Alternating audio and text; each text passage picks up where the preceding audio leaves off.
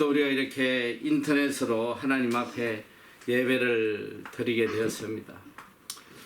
비록 우리가 이렇게 인터넷으로 예배를 드리지만 정말 신령과 진정으로 하나님 앞에 예배를 드려야 할 것입니다. 조금도 자세를 흐트리지 아니하고 이제 가장 경건한 모습으로 하나님 앞에 예배 드릴 수 있기를 바랍니다. 지난 이제 록다운 된 지가 10일째 다가오는데 참 우리 모든 삶이 성두리째 바뀐 것 같아요. 그리고 매일매일 이렇게 뉴스를 접하다 보니까 참 인간이 얼마나 허망한 것인지, 인간의 생각과 지혜라는 것이 얼마나 하찮은 것인지를 다시 한번 깊이 깨닫게 됩니다. 하나님 은혜 없이는 한순간도 살아갈 수 없는 것이 인생이에요. 그래서 야고보서에는 너희가 내일 일을 알지 못한다. 너희 생명이 무엇이냐? 잠시 왔다 사라지는 안개라고 말씀하고 계세요. 이 말씀이 더욱더 깊이 가슴에 와닿는 그런 시간입니다. 내일 일을 너희가 알지 못한다. 너희 생명이 도대체 무엇이냐? 잠시 왔다 사라지는 안개에 불과하지 않느냐?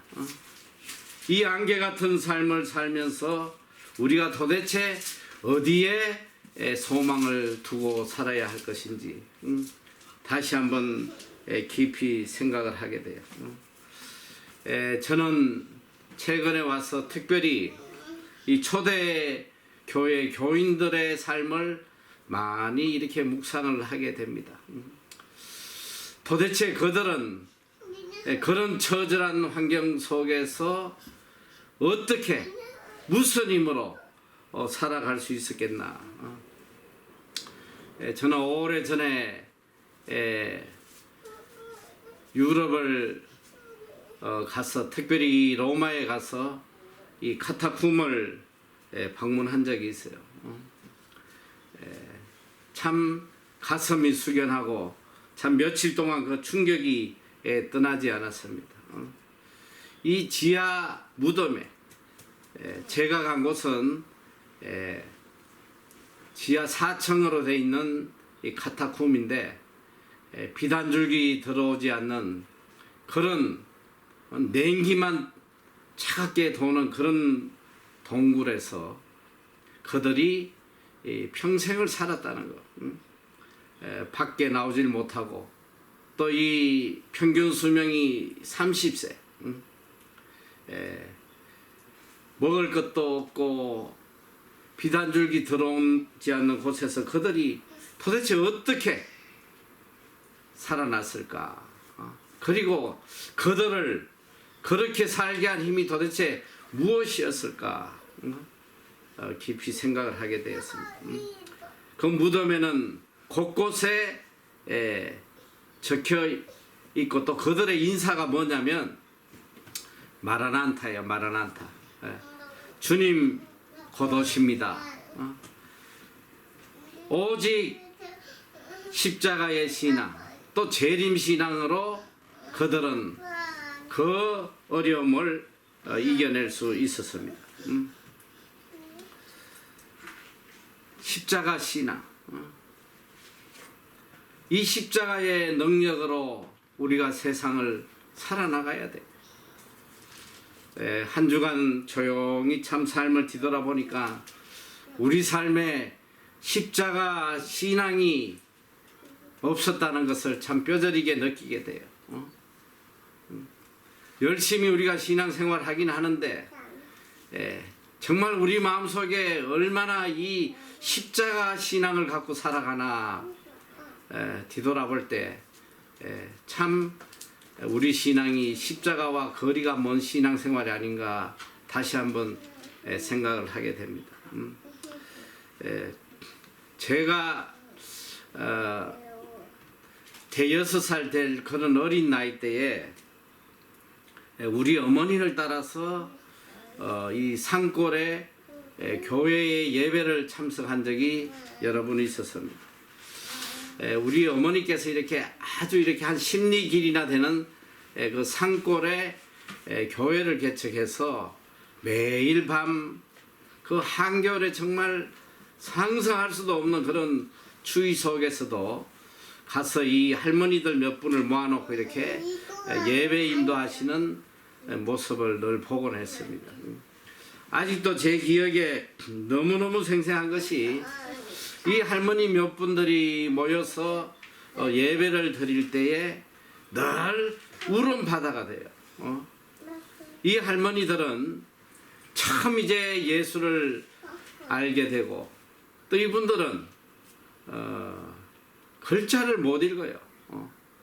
성경을 읽을 수도 없고 또 찬송을 볼 수도 없고 그러니까 그저 이 전해주는 말씀 오직 예수 그리스도가 우리 죄 때문에 십자가에 돌아가시고 우리로 하여금 의롭게 해주시고 하나님의 자녀 되게 해주시고 천국 백성 되게 해주셨다는 이 그 간단한 복음의 그 메시지에 그분들은 늘 이렇게 눈물을 흘리며 예배 드리는 걸 봤습니다. 나는 죄인인데 예수 그리스도가 십자가에 내 죄를 대신해서 죽어주셨다는 거. 그 한마디에 그들은 감격하고 감사하고 눈물로 늘 예배를 드리는 그런 모습을 보았습니다. 여러분 그리스도인이 누굽니까? 기독교인이 도대체 무엇이 기독교인이? 크리스찬이라는 것은 바로 십자가의 은혜로 살며 십자가의 삶을 실천하며 살아가는 사람이요.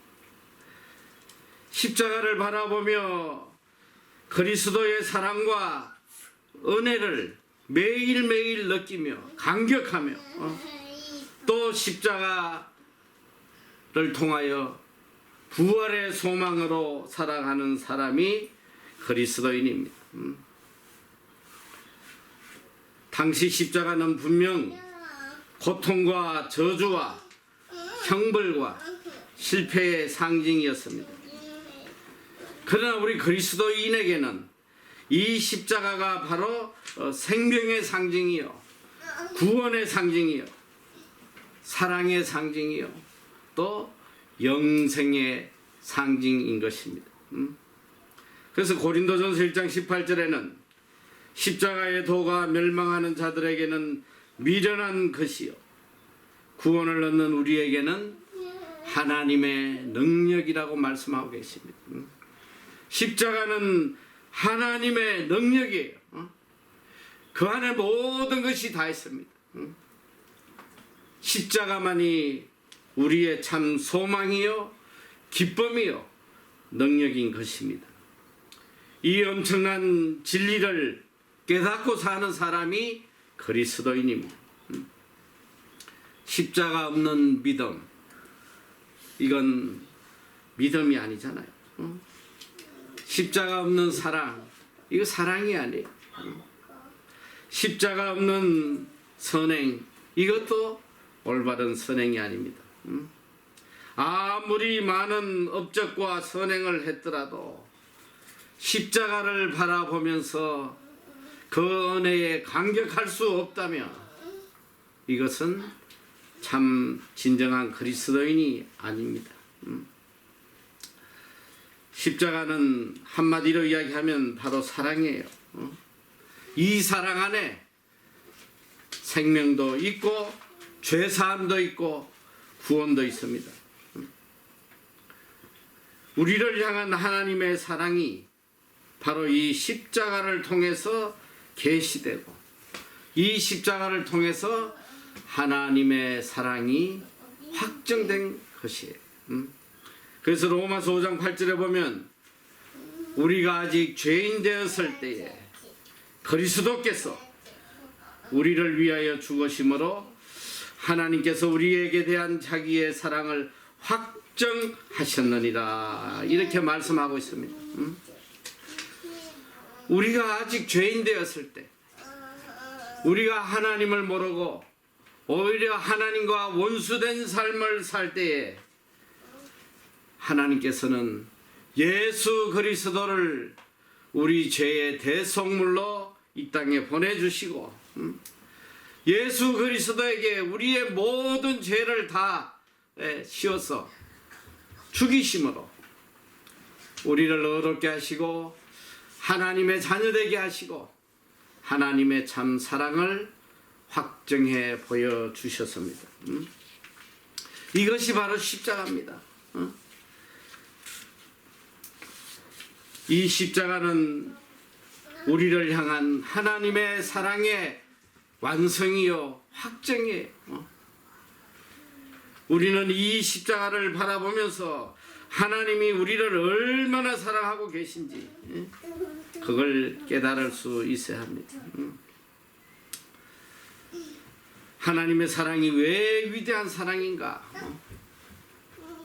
오늘 우리가 흔히 말하는 사랑이라는 이 인간의 사랑, 이것은 심히 조건적인 사랑이에요. 비코스 사랑. 분명 이유가 있기 때문에 사랑하는 것입니다. 예뻐서 사랑하고 잘나서 사랑하고 또 나를 사랑해 주니까 사랑하고 이 인간의 사랑은 무조건적인 사랑이 아니에요. 심지어 이 가장 무조건적인 사랑이라고 하는 부모의 사랑도 사실은 깊이 들어가 보면 다 조건적인 사랑이에요. 이 부모 자식도 말이죠. 정말 부모를 괴롭히고 하면 자식하고 인연을 다 끊더라고. 제발 저 자식 좀 감옥에 좀 데려가 달라고 탄원하는 부모도 있고 그래요. 이 땅에는 무조건적인 사랑은 하나도 없습니다. 그러나 하나님의 사랑은 무조건적인 사랑이에요. Nevertheless. 그럼에도 불구하고 우리가 죄인임에도 불구하고 우리가 하나님과 원수 되었음에도 불구하고 도저히 소망이 없는 그런 악한 자임에도 불구하고 사랑해 주시는 거예요. 그래서 이 사랑을 은혜라고 이야기합니다. 무조건적인 사랑. 이것이 하나님의 사랑입니다. 자격이 없는데도 사랑해 주세요. 죄인임에도 불구하고 사랑해 주십니다. 도저히 사랑받을 소망이 보이지 않는데도 사랑해 주고 계세요. 그래서 로마서 5장 7절에서 8절에는 이렇게 말씀하고 계십니다. 의인을 위하여 죽는 자가 쉽지 않고 선인을 위하여 용감히 죽는 자가 혹 있거니와 우리가 아직 죄인 되었을 때에 그리스도께서 우리를 위하여 죽으심으로 하나님께서 우리에게 대한 자기의 사랑을 확정하셨느니라. 십자가는 바로 죄인을 향한 하나님의 사랑의 확정입니다. 의인도 아니고 선인도 아니고 소망 없는 이런 악한 죄인을 위해서 주님께서 대신하여 죽어 주신 것입니다. 여러분, 사랑에도 여러 종류의 사랑이 있습니다. 물질적으로 사랑해주는 사람도 있고 또 마음으로 사랑해주는 사람도 있습니다. 그러나 참된 사랑은 몸과 마음을 다 해서 사랑해주는 것이에요. 마음으로만 사랑한다고 해서 그건 사랑이 아니에요. 아무리 말로 사랑을 외쳐대도 몸으로 그것이 나타나지 않으면 그것은 거짓된 사랑입니다. 그래서 이 사랑에는 반드시 수고와 희생이 따르게 되는 것입니다. 참 사랑은 바로 희생을 통하여 전달되는 거예요. 그래서 많은 고난과 희생 속에 참 사랑을 우리가 느끼게 되는 것입니다. 저분이 얼마나 나를 사랑하냐? 그것은 저분이 나를 위해서 얼마나 희생하고 있느냐? 바로 같은 말이에요. 그분의 희생을 보고 비로소 그분의 사랑을 우리가 깨닫게 되는 것입니다. 오늘 주님은 희생을 통해서 죽기까지 희생을 하시면서 우리를 사랑하세요. 그래서 이사야서 53장 5절 6절에는 그가 찔림은 우리의 허물을 인함이요 그가 상함은 우리의 죄악을 인함이 그가 징계를 받음으로 우리가 평화를 누리고 그가 채찍에 맞음으로 우리가 나음을 입었도다라고 말씀하고 계십니다. 주께서 친히 우리의 죄악을 대신해서 채찍에 맞으시고 십자가에 달려 돌아가 주셨습니다. 이런 엄청난 고난과 희생을 통해서 우리를 사랑해 주셨습니다. 이 사랑의 결과가 뭐냐? 우리로 하여금 어렵게 해 주셨다는 거예요. 우리로 하여금 어려운 자가 되게 하셨다는 거예요. 더 이상 죄인이 아니고 하나님 앞에 당당히 설 수 있는 의인으로 우리를 만들어 주셨다는 거예요. 여러분 한번 상상을 한번 해보세요. 죄를 지어가지고 그 죄값으로 사형을 당할 사람 앞에 바로 사형 직전에 누군가가 내 죄를 대신해주고 나를 살려준다면 여러분 그 감격과 그 기쁨 또 그 은혜를 우리가 감히 잊을 수가 있겠습니까? 이 원래 죄인은 하나님 앞에 설 수가 없어요. 하나님은 의로우신 분이기 때문에 죄인은 하나님 앞에 서는 순간 멸망할 수밖에 없습니다. 오늘 주님께서 십자가에 달리심으로 우리의 모든 죄를 대속해 주시고 우리로 하여금 의로운 자로 justify 우리로 하여금 의로운 자로 대속해 주셔서 우리가 하나님 앞에 담대히 나아갈 수 있도록 만들어 주셨습니다. 그래서 로마서 3장 24절에 보면 그리스도 안에 있는 성령으로 말미암아 하나님의 은혜로 값없이 의롭다 하심을 얻은 자 되었느니라. 할렐루야. 우리는 전부 다 의로운 자가 되었다. 예수 그리스도의 십자가의 속량으로 대속으로 예수님이 우리의 모든 죄값을 치르심으로 우리가 의로운 자가 되었다. 여러분 이거보다 더 귀한 것이 어디 있어요? 지금 이 코로나로 인해서 뭐 하룻밤에 얼마나 많은 사람들이 죽어가는지 몰라 보니까 최고의 의료 시스템을 갖춘 미국에도 보니까 하룻밤 자고 나면 어제도 보니까 1,300명인가 뭐 죽거든. 지금 뭐 웬만한 나라 유럽에는 보니까 뭐 스페인이나 뭐 불란서나 매일 1,000명씩 죽어나가요. 이 죽음 앞에서 인간에게 필요한 것이 뭐가 있겠어? 죽음 앞에 무슨 물질이 무슨 의미가 있으며 출세와 성공이 무슨 의미가 있겠어요?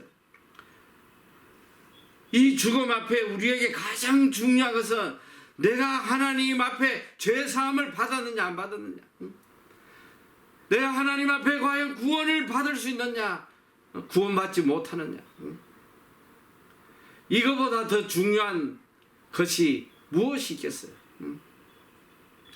오늘 우리에게는 이 십자가의 은혜보다도 더 소중한 것이 아무것도 없습니다.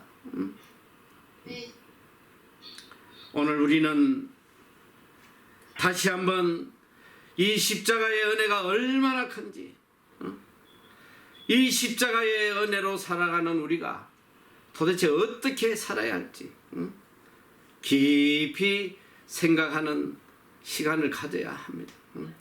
복음이 뭐예요? 요한복음 3장 16절, 이게 복음이란 말이에요. God so loved the world. 하나님이 세상을 이처럼 사랑하사 He gave His one and only Son. Whoever believes in Him shall not perish, but have eternal life.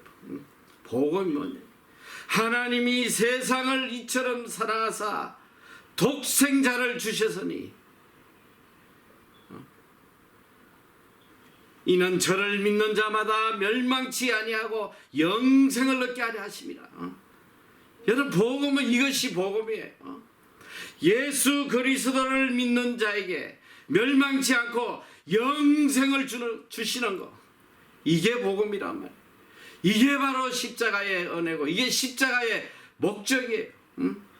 우리로 하여금 멸망치 않고 영생을 얻게 하려는 하나님의 은혜가 바로 십자가인 것입니다. 요한일서 4장 10절, 사랑은 여기 있으니 우리가 하나님을 사랑한 것이 아니 오직 하나님이 우리를 사랑하사 우리 죄를 위하여 화목제로 그 아들을 보내셨음이니라. 성경은 이걸 가르쳐주고 있는 거예요. 성경 66권 전체는 하나님이 우리를 사랑하사 독생자 예수 그리스도를 우리의 대속물로 보내셨다. 이것이 하나님의 사랑이라는 거, 이걸 알려주는 것이 성경 66권입니다. 우리는 이 십자가를 바라보면서 이 엄청난 은혜와 사랑과 소망을 가지고 살아야 돼요. 이 십자가보다 더 중요한 것은 아무것도 없어. 죽음이 눈앞에 있는데 무엇이 중요하겠어? 남의 일이라고 생각하지 말라 이 소리야. 통계를 보니까 어제도 보니까 5살짜리 아이도 죽고 수많은 청년들이 죽어나가고 이 바이러스 앞에 누가 담대히 내일을 이야기할 수 있겠어? 우리는 하나님 앞에 겸손해야 됩니다. 이제껏 교만했던 거, 내 자신을 더 귀하게 여기고 살았던, 그리고 세상을 더 가치 있게 여겼던 이 거짓된 마음들을 깨끗이 다 내려놔야 됩니다.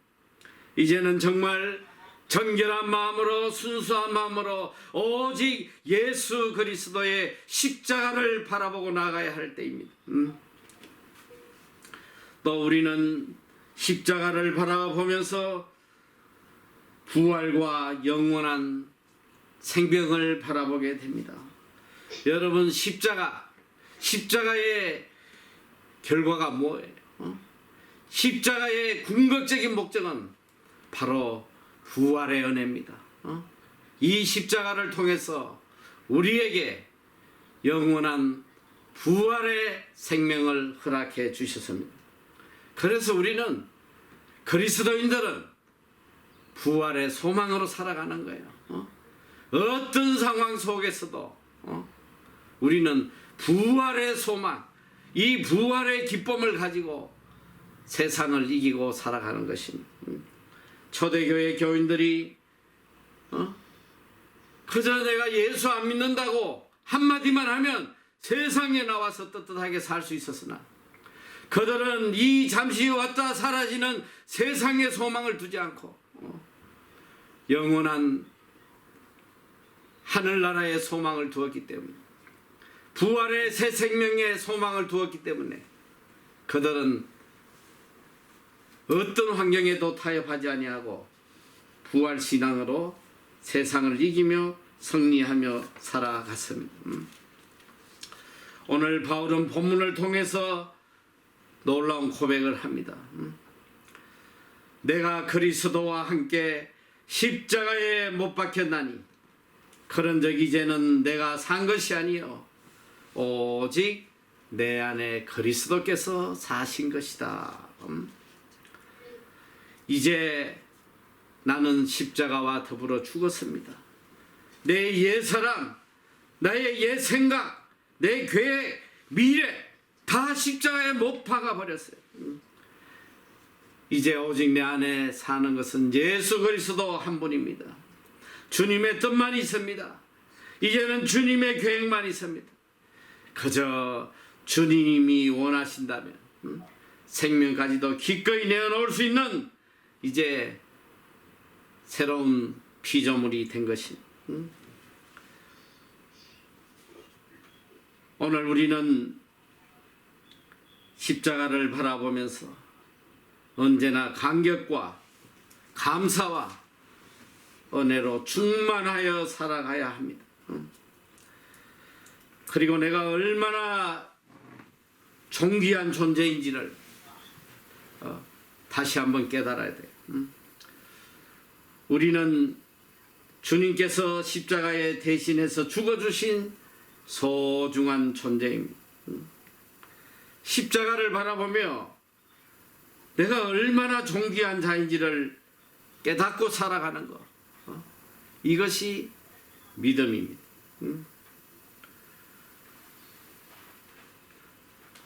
루트에 관한 이야기가 있습니다.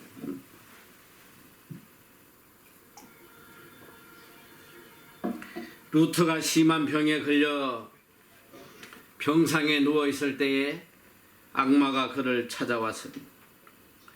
이 악마는 자신의 찬눈으로 루트를 째려보며 이렇게 이야기합니다. 긴 두루마리를 펼쳐서 그동안 루트가 지었던 모든 죄를 낱낱이 보여주며 그를 정죄하기 시작합니다. 루터는 점점 가슴이 움츠러 들었습니다. 그런데 갑자기 루터의 마음속에 한 가지 생각이 떠올랐습니다. 그는 큰 소리로 외칩니다. 이 악마가 잊은 것이 하나 있다. 너가 잊은 것이 하나 있어. 그것은 바로 예수 그리스도의 보혈이 우리의 죄를 깨끗이 씻어 주셨다는 사실이다. 그리고 루터는 담대함을 찾았습니다. 여러분, 내가 누구입니까? 주께서 나를 위해 죽어주신 귀한 존재예요. 어렵기도 존재란 말이죠. 그래서 로마서 8장 1절에서 2절 There is now no condemnation for those who are in Christ Jesus. 이제 예수 그리스도 안에 있는 자에게는 결코 정죄함이 없다고 그랬어요. 십자가의 보혈로 우리는 의로운 자가 되고 어느 누구도 우리를 더 이상 정죄할 수 없는 존귀한 자가 되었습니다. 얼마나 우리가 큰 은혜 안에 사는 사람입니다. 우리는 어떤 환경 속에서도 담대하게 살아갈 수 있어요. 세상이 어떻게 요동치고 변하고 우리를 위협한다 할지라도 우리는 십자가의 은혜로, 십자가의 믿음으로, 또 부활의 소망으로 담대하게 기쁘게 살아갈 수 있습니다. 바울은 또 고백합니다. 갈라디아서 5장 24절에 그리스도 예수의 사람들은 육체와 함께 그 정과 욕심을 십자가에 못 박았느니라. 오늘 예수 그리스도의 은혜로, 십자가의 은혜로 구원받은 자들은 십자가에 이미 모든 우리의 정욕과 세상을 향한 욕심을 십자가에 함께 못 박았다고 말씀하고 계세요. 그리고 고린도전서 15장 3절에 나는 날마다 죽는다라고 고백하고요. 우리가 십자가를 바라볼 때마다 매일매일 내가 새롭게 죽고 태어나는 것을 고백해야 합니다. 십자가를 바라보며 내 육의 모든 생각들, 정욕들 깨끗이 다 못 박는 삶을 살아야 돼요. 그리고 그리스도의 죽음에 연합한 자로 살아야 합니다. 죄에 대하여 죽은 자로 더 이상 죄 안에 거해서는 안 됩니다. 주님이 죽으시면 우리로 하여금 죄에서 해방되고 사망에서 해방되고 의로운 자로 살아가도록 하시기 위함입니다. 이제는 주님과 함께 죽은 자로 또 주님과 함께 살은 자로 언제나 주님과 동행하는 삶, 주님과 함께하는 삶을 살아야 합니다.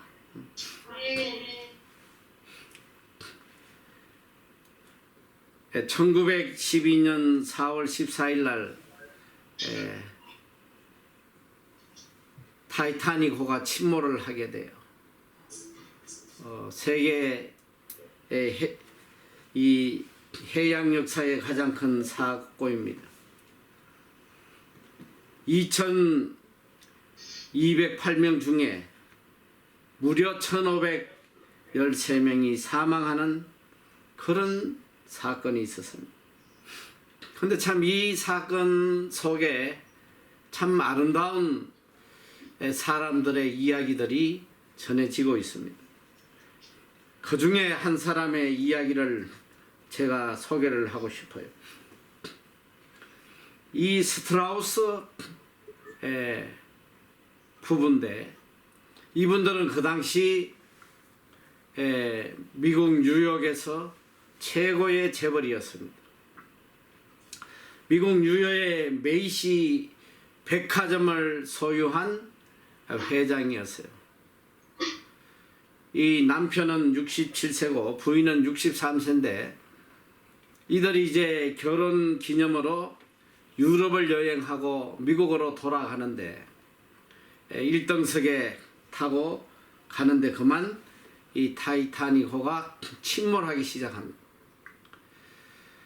그때 이제 이 구명정에 이 태워주는 우선순위가 있어요. 보니까 첫째는 1등석에 타는 사람은 무조건 구명정을 태워줘. 그 다음에는 여자와 이 어린아이들을 태워줍니다. 이 스트라우스 부부도 운이 좋게 1등석에 탔기 때문에 그들에게 제일 먼저 이 구명정에 타는 순서가 되었어요. 그래서 이 구명정을 타는데 이 남편은 아내를 먼저 배에 내리고는 본인은 끝까지 타질 않아요. 그리고 먼저 이 노약자들, 어린이들, 또 여인들을 태우는데 그때 이 부인이 이 배에 탔다가 다시 올라옵니다. 다시 올라와서는 배를 타지 못하고 있는 자기 하인에게, 하녀에게 자기의 모피 코트를 벗어서 입혀주며 얘가 내 딸이라고 이야기하면서 그 하인을 태워서 보내요. 그리고 올라와서 남편에게 이렇게 이야기를 합니다. 남편의 손을 잡고 저는 구명보트를 타지 않을 겁니다. 당신과 나, 우리는 함께 지난 시간 동안 행복한 시간을 가졌습니다. 이제 우리는 늙고 난 당신을 떠나고 싶지 않습니다. 당신이 가는 곳에 함께 가겠습니다. 당신과 함께 살아서는 이제 함께 죽을 것입니다. 그리고 그 두 부부는 두 손을 꼭 잡고 서로 용기를 주고 찬송을 부르며 바다로 침몰을 했다고 합니다. 여러분, 진정한 사랑이 무엇이요? 진정한 사랑은 함께 하는 거예요. 함께 하지 않으면 이건 사랑이 아니에요. 아픔도 기쁨도 영광도 그 어떤 것도 함께 하는 것만이 사랑입니다. 그래서 디모데후서 2장 11절 12절 밑보다 이 말이여, 우리가 주와 함께 죽었으면 또한 함께 살 것이, 참으면 또한 함께 왕노릇 할 것이, 우리가 주를 부인하면 주도 우리를 부인할 것이다. 우리가 주와 함께 죽었으면 함께 살 것이다. 또 참으면 함께 왕노릇 할 것이다. 여러분, 우리 옛 사람은 이미 십자가에 함께 죽었습니다. 이제는 오직 그리스도와 함께 살아가는 거예요. 그리스도의 죽음에 연합한 자기 때문에 우리는 그리스도의 부활에도 연합한 자입니다. 십자가는 죽음의 승리, 죽음을 넘어서서 이제는 영원한 세계로 나아가는 시작점입니다.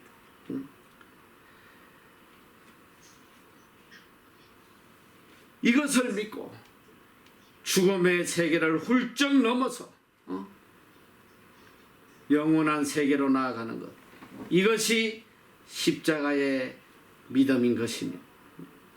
십자가는 슬픔, 절망, 고난이 아니라 우리에게 기쁨이요 소망이요 부활과 영생인 것입니다.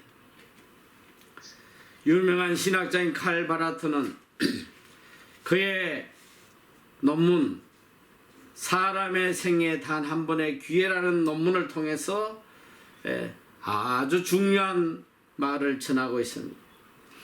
사람에게는 많은 기회가 있는 것 같으나 가장 중요한 기회는 딱 한 번 있다. 이 한 번의 기회, 이것이 바로 죽음이라고 이야기합니다.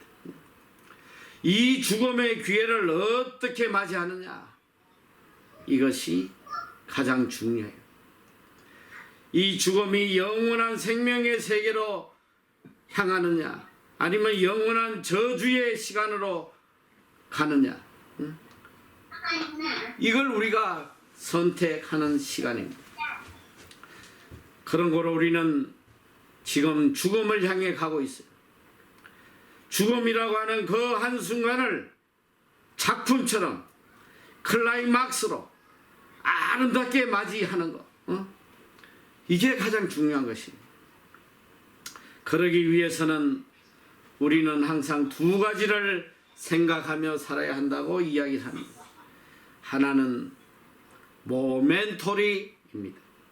이 모멘토리는 당신은 곧 죽어야 한다는 것을 기억하고 사십시오 라는 말이에요. 그리고 또 하나는 모멘터 도미니, 이것은 곧 주님을 생각하십시오, 이 말입니다. 이걸 종합하면 사람은 반드시 죽는다. 그런 거로 주님을 생각하라. 십자가를 지시고 부활하신 주님을 생각하고 살아라.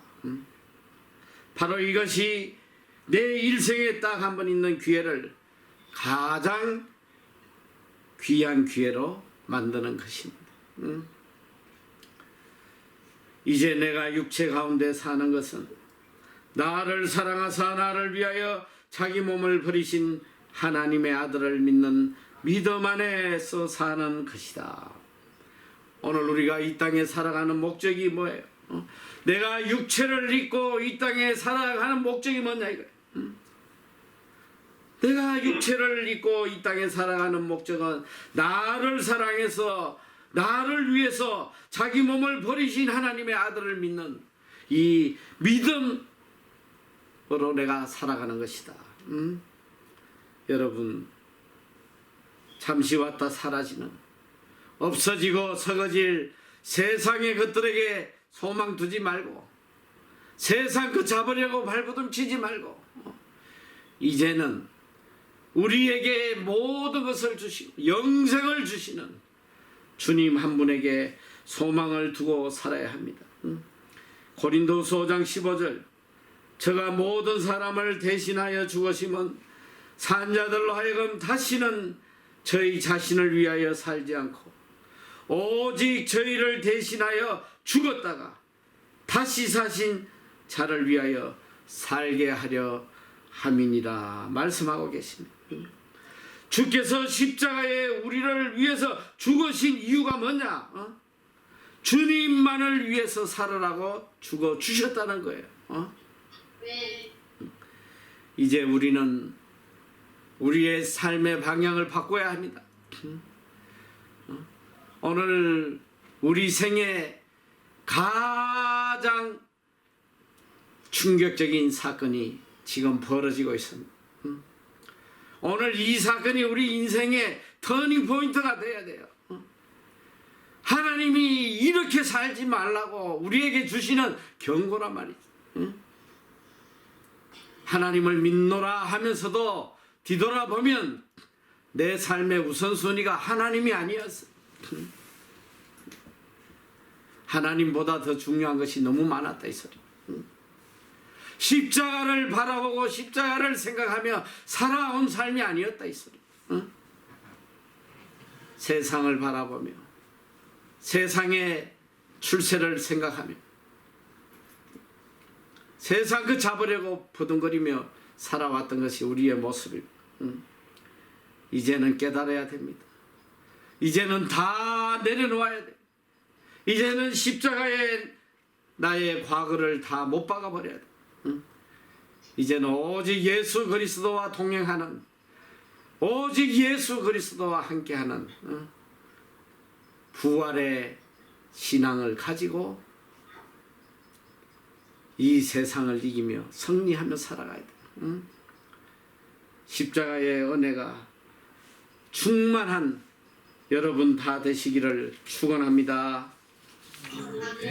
기도하겠습니다.